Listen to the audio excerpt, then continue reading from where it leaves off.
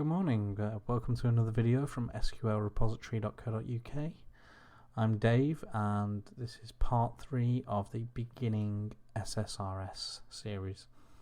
So today we're just going to nip straight into our project, and what we're going to discuss quickly is data sources and data sets. We'll start out with over here with shared data sources. Shared data source is simply somewhere that has a connection string to our database. That's pretty much it. It's not that hard. So to prove that, we'll right click on it and click add new data source, and we can call it DSC. I'm just going to call this generic for the moment. It's just a little test for us. In this screen here, what you'll be able to see is you could choose any data source pretty much that you can think of here.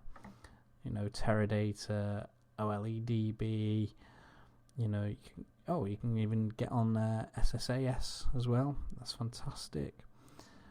But the one we'll pretty much always use is Microsoft's SQL Server connection.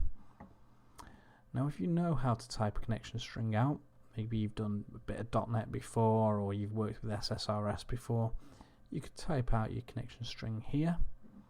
However, I can never remember what I'm typing, so we'll just click edit.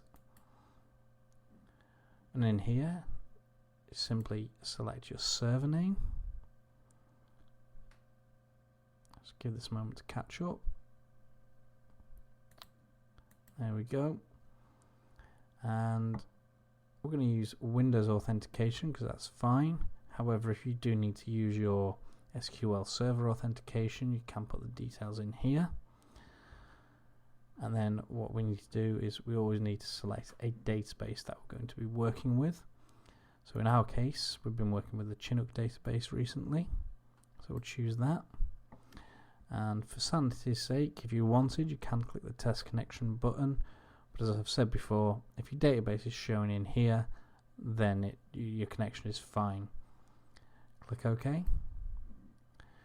Now, because we've set all this up in here, we don't actually need anything in the credentials screen here.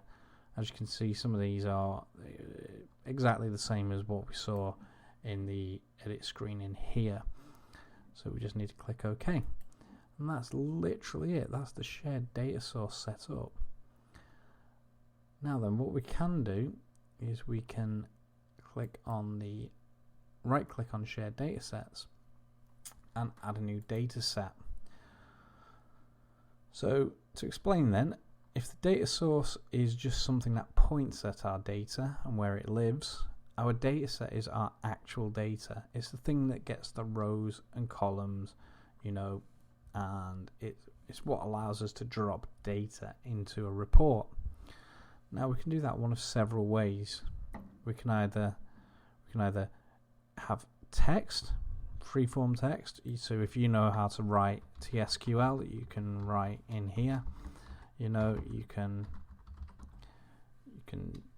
from track, and that would essentially be it. However, we don't want that for the moment. You can also use a query designer here, and you've seen me use this before. So the top part is visual. You can right click into this panel and click add table, and then you can choose your table and it'll add it to this section here. So we'll close that, and in fact let's maximize this. Here we go. So as you tick in these boxes here, you actually start building the query string below.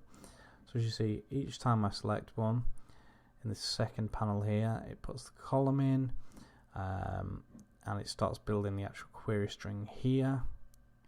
And you can also do funky stuff like sort it by ascending on the name. If you wanted to put where clauses in, you can put them in here. So you could put where greater than greater than, let's say, 3000. And as you can see, it's built up the SQL statement here. So if you're a bit unsure about how to actually write SQL, maybe you have to play around with this screen, because it'll show you how to actually write it, which is never a bad thing, is it, really? When you're ready, you can push this button up here, run, and there's some results down here in the bottom then. So 3,502 rows of data returned. So I'm just going to cancel out of here. In fact, no, I won't. I'll click OK on there. But I just wanted to show you this section here, which is stored procedure. So stored procedure is essentially, to keep it simple, it's a bit of saved code within a database, and you can call on that code from here. Normally it'll have the query that we've just wrote in this screen, that would be in the stored procedure. And it's nice and simple. You just click in here and you would say query designer, and then you can go hunting for the actual stored procedure name. So that's not a problem. Let's see, is there anything else we need? We can go over filters later and parameters. These are completely different topics that we'll need to go more in depth on. So don't worry about them for the time being. For the moment, let's just change this name. So we'll call this DTS generic. I will click OK. So these are shared data sources and shared data sets over here on the right hand side. So what we'll do is we'll quickly create ourselves a new project. Sorry, not a project, a new report. So we'll go reports, add new item, click report. And we'll just leave it as report 1 for the moment. We're going to delete this one afterwards. We're not going to save this in our project. Because I wanted to show you this over on the left hand side. This is what we're used to seeing. So this is what we've used several times now. And this side, the left hand side, basically is an embedded data set. So an embedded data set actually sits within the report itself, and it isn't accessible to any other report. I suppose that's what embedded means. So whereas the shared solution, or the shared data source and the shared data set, are actually available to the whole of our project. So we could call on them within our music genres, our songs, and our report.